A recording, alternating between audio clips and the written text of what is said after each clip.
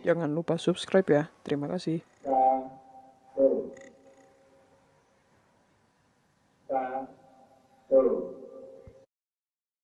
Assalamualaikum warahmatullahi wabarakatuh.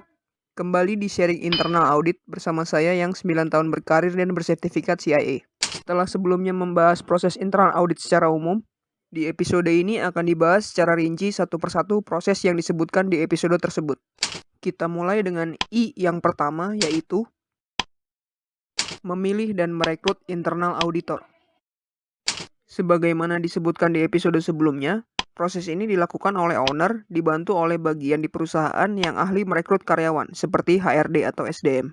Dalam memilih dan merekrut internal auditor, perlu memperhatikan beberapa hal, yaitu kemampuan, pendidikan, sumber, atribut, struktur organisasi, dan job desk-nya. Yang pertama adalah kemampuan.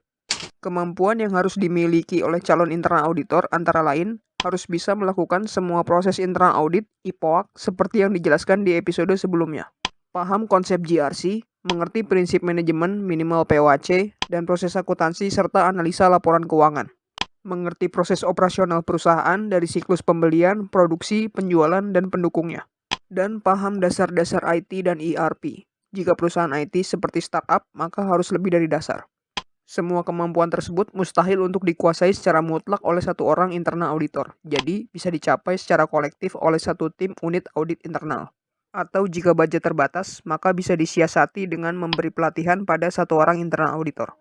Yang kedua adalah pendidikan. Pendidikan minimal calon internal auditor adalah sarjana S1. Jurusan tidak wajib akuntansi, bisa sesuai bidang operasional perusahaan. Misal perusahaan kontraktor, maka S1 teknik sipil pun tidak apa-apa, tapi wajib mengerti akuntansi. Kemudian sertifikasi profesional seperti CIA, QIA, CISA, CFA, dan lain-lain itu tidak wajib. Tapi lebih baik jika calon internal auditor sudah terverifikasi kemampuannya oleh pihak ketiga melalui sertifikasi tersebut. Yang ketiga adalah sumber.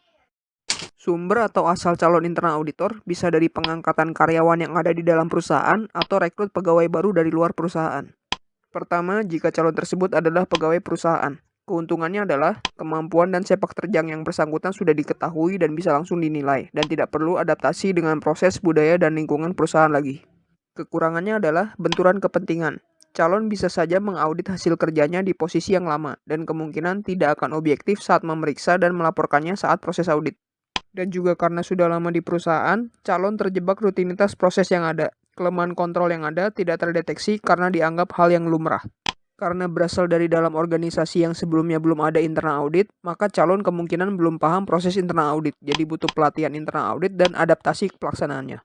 Kedua, jika calon tersebut dari luar perusahaan, keuntungannya adalah objektivitas terjaga karena belum pernah terlibat operasional perusahaan dan punya perspektif baru yang segar untuk perusahaan, transfer pengetahuan yang dibawa dari luar.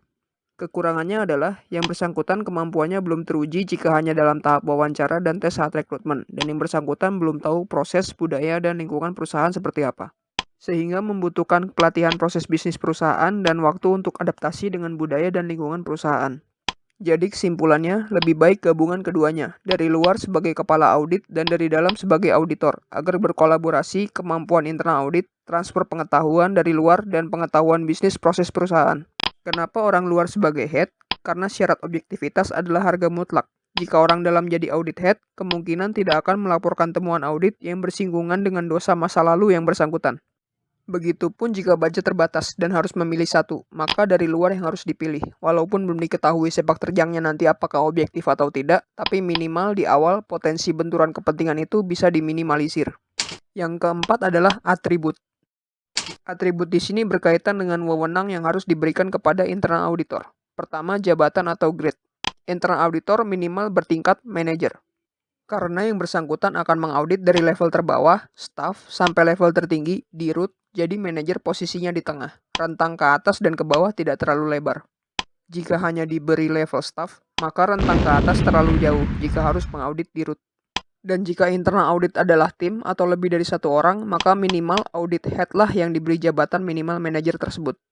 Dan wewenang lain yang diberikan adalah posisinya di struktur organisasi, harus langsung di bawah owner. Jika owner tidak ada jabatan formalnya, maka minimal berada langsung di bawah dirut. Yang kelima adalah struktur. Jika internal audit berupa tim atau lebih dari satu orang, maka lebih baik dibuat 3 tingkatan, yaitu audit head, tim leader, dan auditor. Secara umum pembagian tugasnya adalah audit head mengelola unit audit internal dan mengawasi tim leader dan auditor yang melaksanakan penugasan audit. Yang kelima adalah job description. Untuk lebih rinci pembagian tugasnya, kita pakai proses internal audit IPOAK dari episode sebelumnya dan kita tempatkan tiap posisi tersebut ke dua fungsi, yaitu siapa yang melaksanakan dan siapa yang mengawasi proses terkait. Proses inisiasi dilakukan oleh audit head, diawasi oleh owner. Proses perencanaan dilakukan oleh audit head dan diawasi oleh owner. Proses pengorganisasian dilakukan oleh audit head dan diawasi oleh owner. Proses activating atau pelaksanaan yaitu penugasan audit dilakukan oleh tim leader dibantu oleh auditor dan diawasi oleh audit head. Dan terakhir proses pengendalian dilakukan oleh audit head dan diawasi oleh owner. Dan perlu diingat, tugas internal audit hanya melakukan audit, tidak terlibat proses operasional seperti membuat SOP, memeriksa dan menyetujui transaksi yang kadang masih dipaksakan untuk dilakukan oleh internal audit, padahal bisa membuat yang bersangkutan tidak objektif saat nantinya mengaudit. Pemisahan tugas tersebut sesuai dengan prinsip third line of defense. Jadi, kontrol perusahaan yang melindungi perusahaan dari kegagalan pencapaian tujuan dibagi ke dalam 3 lapisan. Lapisan pertama adalah divisi operasional masing-masing, seperti purchasing, produksi, sales, finance accounting, dan support lainnya. Tiap divisi harus sadar risiko dan harus aktif mengidentifikasi serta memitigasi risiko yang ada di dalam divisinya dengan menetapkan kontrol secara mandiri. Lapisan kedua adalah divisi yang punya wewenang untuk mengontrol operasional divisi yang lain, seperti divisi budget, divisi manajemen risiko, divisi internal control, dan lain-lain.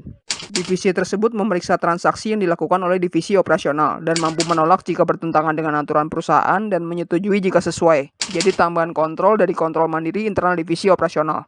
Lapisan ketiga adalah yang memeriksa kecukupan dan efektivitas kontrol dari dua lapisan di bawahnya, namun tidak boleh ikut campur urusan operasional seperti lapis kedua dan hanya bisa memberikan rekomendasi kontrol jika kurang.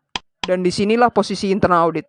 Sebagaimana ilustrasi, kontrol terkuat pagar beton harus terpasang di garis depan yaitu divisi operasional dan didukung kontrol kuat antar divisi pagar besi dan dijaga dengan saran dari pagar kayu internal audit. Dan demikianlah akhir dari episode memilih dan merekrut internal auditor. Terima kasih sudah menonton. Untuk lihat episode sebelumnya bisa lihat di playlist internal audit. Apabila ada yang kurang lengkap atau kurang tepat, bisa tulis di komen ya. Ayo kita diskusi. Jangan lupa like dan share konten ini dan subscribe channelnya ya. Sampai jumpa di episode selanjutnya. Assalamualaikum warahmatullahi wabarakatuh.